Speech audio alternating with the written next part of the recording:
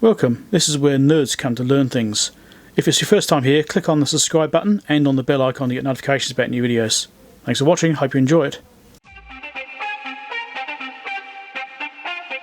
So I thought I'd do a little short follow-up video with this scope, which I'm sure I did hardware modification, I should put a proper term I suppose, where I increased it to 345 megahertz for the 3 dB point.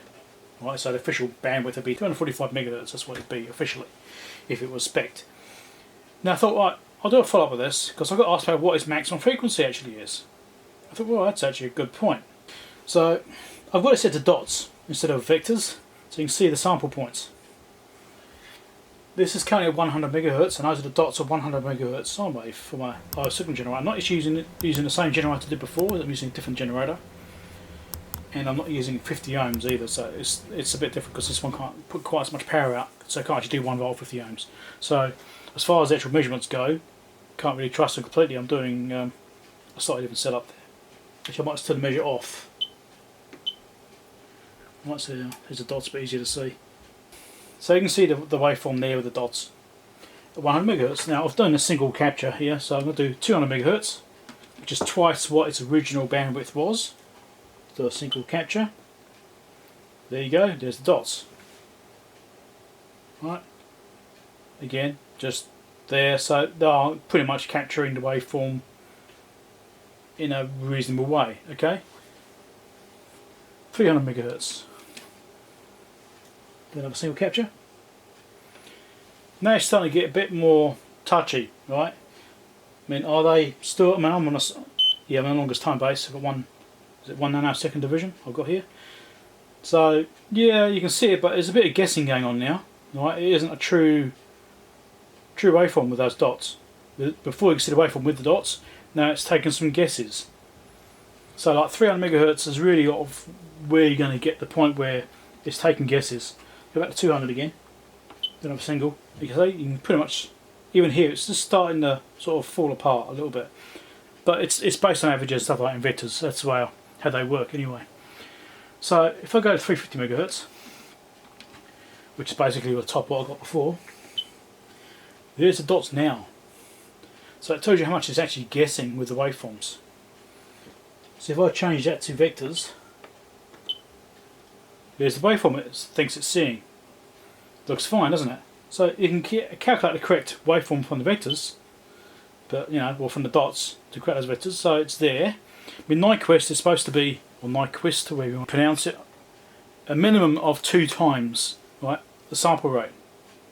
In theory, because I've got 2 gigasamples a second on this thing, as you can see up here. Should better do 1 gigahertz, but really, probably not. You need kind of 3 times minimum, really. Especially if you have something which isn't a sine wave. If you have something which is not a sine wave, you need a higher Nyquist rate. And even with this, you can see the frequency counter here is actually not doing the right thing. Let's do a run instead. Yeah, now the frequency counter can see it. But even though some dots, it's creating the waveform because it's just sampling at certain points. Now I did actually find I can have it running and get like a sequence. It's synchronized with it. That's the word I'm looking for. So that's at 350. Right, so let's go to 400. So you can still see it. I think, oh great, that waveform looks good. 450. So I think, again, you look, okay, it looks alright. Frequency counter can't really read above 400. Like 400 is like its limit really, depending upon the input level. So I'll put the input level up a little bit. Now you can get 450. Right, so it's sort of borderline-ish. It's still reading frequency at least. So it's not too bad. And you look at the vectors and think, oh, that looks good. Well, actually, it's on dots. If I go up to single capture, there's the dots. Right, again, there's not a lot of data there. You know, the data points are getting a bit sketchy. So obviously, it is able to generate a waveform out of that. Otherwise, it wouldn't be, wouldn't be able to see it. There's the vectors there. Right, you try and see there's a dot there, that peak. You know, it's obviously averaging it out across all the dots, and that gives you the waveform. So it's taking guesses, but that's at 450 megahertz. Alright, so let's go 500. Do another single capture. Still got dots. Still got vectors. 500. So let's do a run again. See if the frequency counter can actually read that frequency. But you can see it's got some aliasing here now. See this? Frequency counter's not reading it. Go right up now. See, frequency counter can't do it. So there's a bit of a clue there about sampling.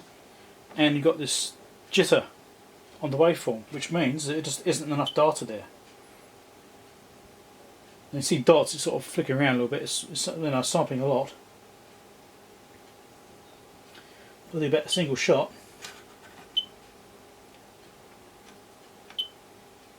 It's only got like a couple of dots here and there.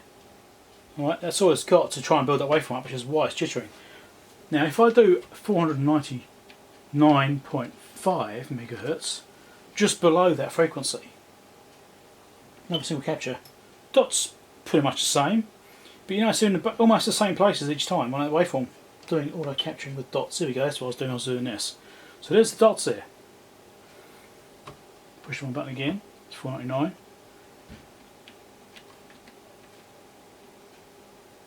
But you can change, but you see it's synchronising with the dots. You know, that's not bad there, but yeah, just thought I'd show you that anyway, it's interesting. But as far as accuracy of the waveforms go, you need to be, I mean, yes, they can read at 500 megahertz, but you know, like 490 megahertz is probably the absolute limit of what you can do. That's still 5 times what the bandwidth is supposed to be spec'd at, you know. So, I mean, 400 megahertz I think is probably like a safer place to be. Especially with, obviously the levels are going to be way out of whack, but even at dot mode, you know, it's looking reasonable there. Okay, do a single capture. And there's 4 dots per slope on the waveform pretty much. There's sort of 3 to 4, so it's better, you know. So I wouldn't be recommending going any higher than 400 probably. And that's got 5 per piece, so that's 300 megahertz.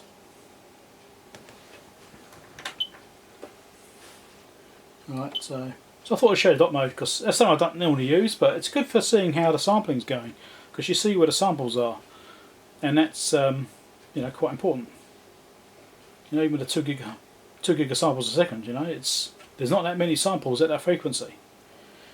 And that's only one channel on. If I turn both channels on, it should actually drop. Actually, I'll try that. Let's go back to let's do 450 megahertz. There we go, 450 megahertz. Bring the level up a bit again. Back to dots. Single capture, so there's the dots for that one. Now, if I turn on channel 2,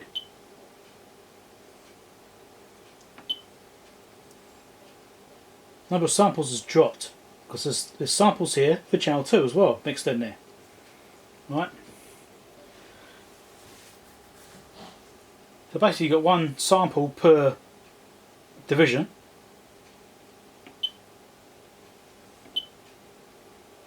And in this way you've got 2 samples per division. You can see here the sample rate is halved. That's a nice little demonstration, isn't it? If I didn't have a signal on here at all, I'll turn it off and you will see the line again. Right? There's the line there. Right, so you can see there's basically 2 per division. 2 samples per division. And I'll turn channel 2 on, do it again. And then you can see there's only 1 sample per division for both channels. So that shows you how they work, you know, how it splits it across. So I thought I just wanted to do that little follow up and just show you that. But so the Nyquist was obviously the important aspect there of what you can actually represent with those dots. 450 megahertz. I think that's usable there. I wouldn't go higher than that. Remember to subscribe, click the bell icon, that sort of stuff. Leave some comments down below, have a conversation down there. I want to have, you know, a chat with people. So if you want comments, positive, negative, whatever, constructive criticism if you like, chuck them down below. I'm always willing to have a chat. As long as you're being reasonable and sensible about stuff and not being abusive, that's fine. So, down there in the comments, down there. Right, thanks for watching, hope you enjoyed it, and I'll catch you next time. Catch you later. Bye.